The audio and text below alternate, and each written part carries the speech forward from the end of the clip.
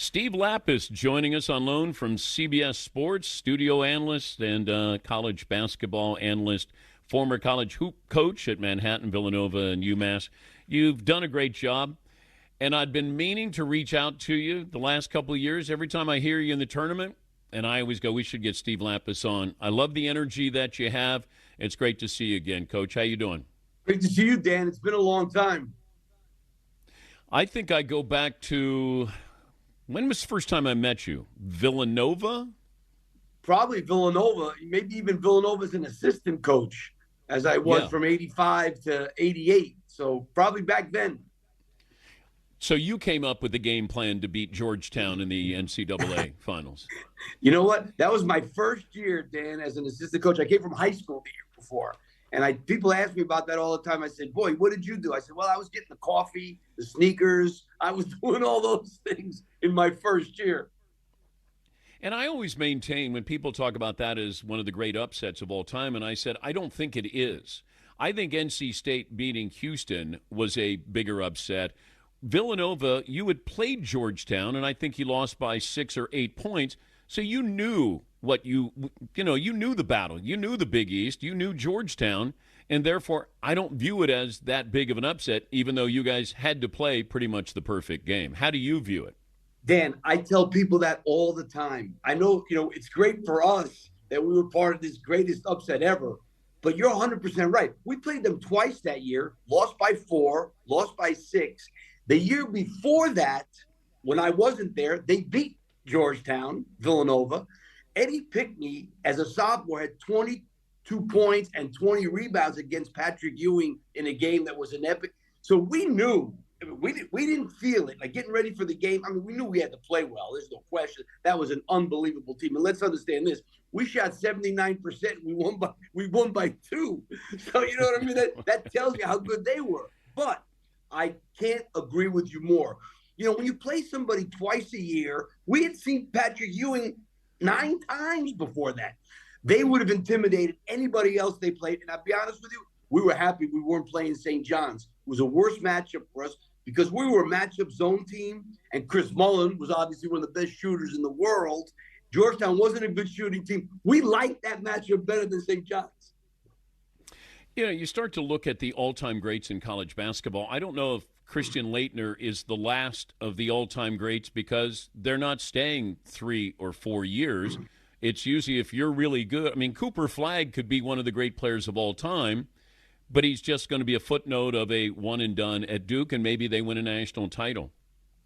There's no doubt. This is a new age. We're not going to see the Bill Waltons and the Lou Alcindors and, Christian Laettner, who was a good pro, but wasn't like obviously a Bill Walton or Lou Alcindor. Yeah, or even Patrick Ewing was one of the greatest college players there ever was. So, it's just a different age now. And even now, it's even gotten crazier with this NIL and transfer portal. Even schools themselves, forget about the general public. It's hard for schools themselves to honor guys that are only at their school for 1 year, and then they're gone. I wondered about this. I brought it up with Dan Dockich, and I said, Indiana never reached out to Steve Alford to coach there because, Clyde Drexler was at Houston, Mullen was at St. John's, Patrick Ewing at Georgetown. You can't hire somebody unless you know you can fire them. And I was always curious why Steve Alford never got the opportunity to coach Indiana. That's a great point because here's a guy who's won 700 games in his career. He's been a tremendous coach his whole life from a young age. He obviously was one of the greatest players in the history of the school, winning the championship in 87. And yeah, it's just a surprising thing. Why? Now, I think probably part of it has to do with the fact that he did coach at Iowa. That may have, he got that job when he was younger, and maybe that hurt him a little bit that he coached another Big Ten school. But he's a tremendous coach and, would have been a great one at Indiana, no question. All right, you called games in Providence, so you had Arkansas over Kansas, you had St. John's over Omaha, and that sets up Pitino, Calipari. Where did that relationship go sideways between those two? I think it went sideways like a long time ago, to be honest. I think it's actually a little better now. I think part of it was when John Calipari got the UMass job, Rick Pitino's a UMass graduate, and he had some input into, who was going to coach at the school. And it got out that Rick Pitino was not in Calipari's corner for Calipari to get the job. He wanted somebody else to get it. So I think that's kind of where it started. And we all knew each other. We all met each other at the 5-star basketball camp back in 1980. So, we go back a long way, and those two guys go back a long way. And I think that's where, and then the rivalry just grew because, John, they're both big personalities, as we know, and they both, feel like they're great basketball coaches, which they are. And, I think the rivalry just grew from there. But I think it started with the UMass job. And I forget who we had on, but they said Jim Boeheim. And Boeheim said, you can put Pitino there with Mike Krzyzewski. Like he's on that level. Nobody's where Wooden is, for obvious reasons. But he said as far as modern-day basketball coaches, greatest of all time, he would put Pitino right there with Coach K. What about you? Absolutely, Dan, no question. I mean, think about it. Besides the fact that he's got the 875 whatever wins, think about all the years he spent in the NBA. So he would have a lot more wins in college. He's got 2 titles. I always tell people, me personally, like people ask me all the time, if you had to one game, you got to win one game, who would you want to coach? I said, there's 2 people, Bob Knight and Rick Pitino, if I got to win one game. Well, it's high praise there. Yeah, no, well, not Coach K. Here, Coach K was a great coach. I look at those guys different. See, Coach K, he was maybe the greatest leader of all time. That was his thing, his leadership. Not that he was an X and O guy. Knight and Pitino, those guys were tinkerers. They were X and O. Not that Mike, I'm not, and please, I don't want anybody to take this like, oh, what are you talking about, Mike? Mike Krzyzewski's all time the best, one of the best. But those 2 guys were like, they would tinker for game plans. Mike Krzyzewski's philosophy was, this is what we do, and we will do it better than what you do, and we're going to win. These guys, they would change things. They would change the scouting report. They'd tweak this, tweak that. And that's why I mean, one game, those guys will game plan to make it hard for you to win. Steve Lappas, CBS Sports college basketball analyst. He has McNeese State and Purdue and Arkansas and St. John. Wait, are you working the early game here? No, tomorrow. My games are tomorrow. Oh, tomorrow. I was going to say, yeah. Okay. I was like, boy, I'm holding you back here. No, I had the 4 yesterday. Okay. Do you have any problem with Will Wade coaching in the tournament, knowing that he's going to take another job? Yeah, I mean, let's face it. It's not a great situation, for the kids, school, or anybody. I will say this about Will Wade, though. He was very honest. And I was shocked. You know how it is, Dan. You've been doing this for so long. People say, well, I don't want to talk about that now or whatever. He was very open. He said, we asked him. He said, at the practice the day before, he said, yeah, I'm talking to NC State. He says, but I told my players that. And my players, I'm going to help them get to the next level. If guys want to transfer, we talk very openly about this. So I don't like it, but I give the guy credit that he hasn't hidden from it. They were honest. They didn't lie. And, you got to – there's something to be said for that, too. Yeah, I'm okay with the transparency. I just find it a little weird that he's helping the university, but he might hurt the university because maybe he takes some of these players with him to NC State, maybe part of the coaching staff as well. So, yes, you're helping, but then he could be hurting here in a week or two.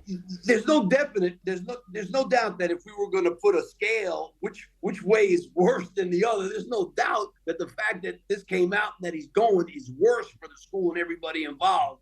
The only thing I'm saying is it's a bad situation, and he didn't lie about it. That's all I can say. What's it like to get fired? That's an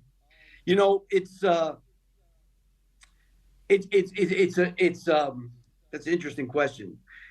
Obviously, it stinks, as we know, but the thing that gets you more than anything else is that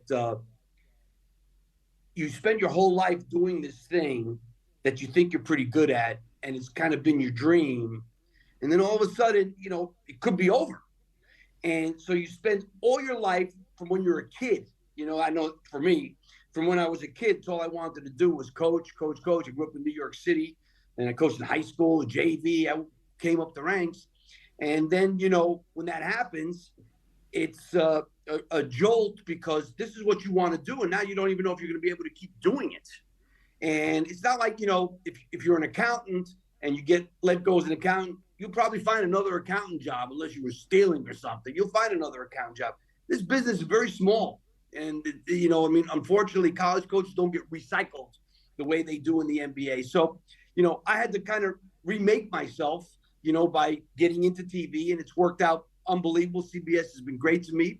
And the other thing about it, Dan, is, publicly, it's embarrassing. You know what I mean? It's something happens to you like that. It's in the newspapers. It's, everybody knows it. Everybody knows it. It's not like, again, you work in an accounting firm or whatever, and something happens.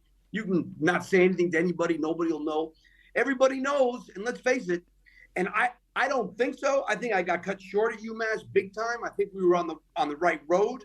But, what happens is, that's my story. The story on the outside is this guy wasn't good enough. And that's sucks. What do you see with Cooper Flagg if I said maybe question marks with him of what he's going to take to the NBA about his game?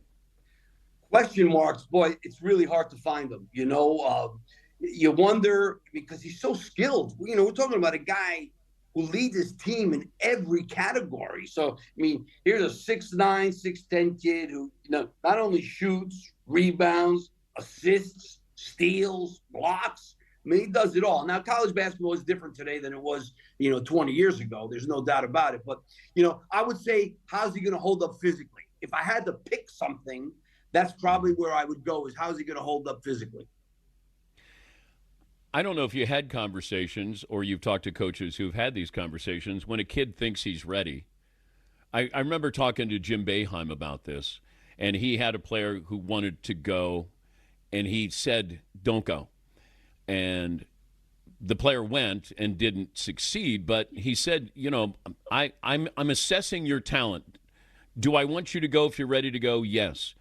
But I think the player may have thought that Jim was being selfish by saying, no, you're not ready to go. But it turns out, the kid wasn't ready to go. It's a tough conversation to have, I would think, because it's a kid and then you have parents who are involved in this. So do you have any background stories on that? Yeah, I had two kids. I had, Tim Thomas and Kerry Kittles. And Tim was one of the first guys to leave after a year. He left in 1997.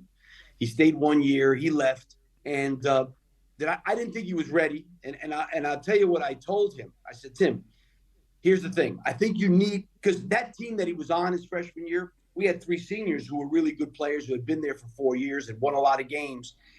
And so he was obviously a big part of the scouting report, but he wasn't the part of the scouting report. And I said, I think you need a year where this thing is going to focus on you. You are we had these other three seniors that were all good players, so it was hard for you to just get all of the attention in a scouting report or whatever. I said, I think you need a year of being the man. Here, it's on you. You got to get this done for us to win. It's not like last year where you can go into the background and we can still win. Here, it's about you. Now, the difference for Tim was his mom was older.